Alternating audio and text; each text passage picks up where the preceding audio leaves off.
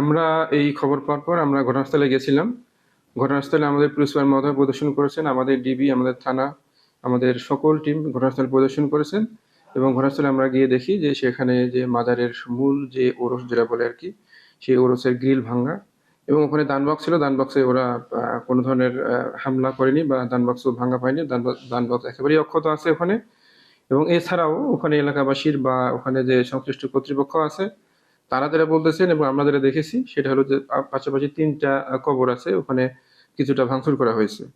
তো আমরা সবাই এই বিষয় নিয়ে আমাদের যে ডিবি, আমাদের থানা পুলিশ সহ আমাদের সকল টিম এই বিষয়ে নিয়ে আমরা কাজ করতেছি। ইনশাল্লাহ আমরা অতি দ্রুত এটার যে বা যাহারা এই ঘটনা ঘটিয়েছে আমরা অতি দ্রুত তাদেরকে আইনের আওতায় নিয়ে আসবো এবং কঠোর আইনগত ব্যবস্থা গ্রহণ করবো, এই আশা আমরা ব্যক্ত করতেছি। নতুন এবং ফিরে আসা গ্রাহকদের জন্য নগদে চলছে ক্যাশব্যাক সহ প্রতিদিন হাজারো উপহার জেতার সুযোগ। হবে আশা আর ফেরা, সারপ্রাইজ সেরা। আমাদের পরে আসছি যখন, তখন আসে দেখি যে এরকম ভাঙে, এই মাজারের গ্রিল ভাঙছে, তারপর কবর ভাঙে ফেলছে। তবে এই পাশে আরও এই কবরগুলো তো হামলা করছে। তা এখন কে করছে এটা তো বলা যায়নি, বলা সম্ভব না। মানে কে কখন করছে, এখন রাতের বেলা একজন অবশ্য দেখছে এই জায়গায়, কিন্তু পরবর্তীতে মনে করছে কোনো পাগল টাগল মনে হয় আসে মাজারে, অনেক সময় অনেক লোকজন আসে পাগল, এইরকমই আর কি।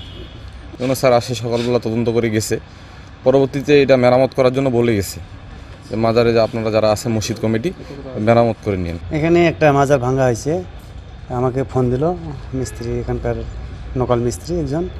আমি ওনার কাজ করতেছিলাম যে আমাদের মাজারটা ভাঙা হয়েছে, রাত্রে কে ভাঙছে, এখন ওটা মেরামত করতে হবে, ওই জন্য আমাকে ডাকছে, আমি আসে এটা মেরামত করতেছি আর কি। গত রাত্রে ঠাকুরগাঁয়ের সত্যপুর মাজারে হামলা হয়েছে, ভাঙচুর হয়েছে। আসলে গণ অভ্যুত্থানের পরে গণ অভ্যুত্থানের যে আকাঙ্ক্ষা সেটিকে নস্যাৎ করার জন্য একটি গোষ্ঠী এই ধরনের শুধু মাজারই নয়, সারা দেশে অনেক মাজার ভাঙচুর করা হয়েছে। আসলে এই জায়গাটাতে মাজার ভাঙচুরের যে ঘটনাগুলি, এগুলি শুরু থেকেই যদি এই ইন্টারিম গভর্নমেন্ট যদি এটার এই কার্যকরী একটা পদক্ষেপ নিত, তাদের আইনের আওতায় নিয়ে আসতো, তাহলে এগুলি হতো না। এই মাজারের পাশাপাশি এগুলির বিচার না হওয়াতে মাজারই না, শুধু বাউলদের উপর হামলা, আজকে সংবাদপত্রের কার্যালয়গুলিতে হামলা, বাঙালি সংস্কৃতির উপরে হামলা, না ছায়ানট সুদিজির উপরে হামলা বারবার আসছে।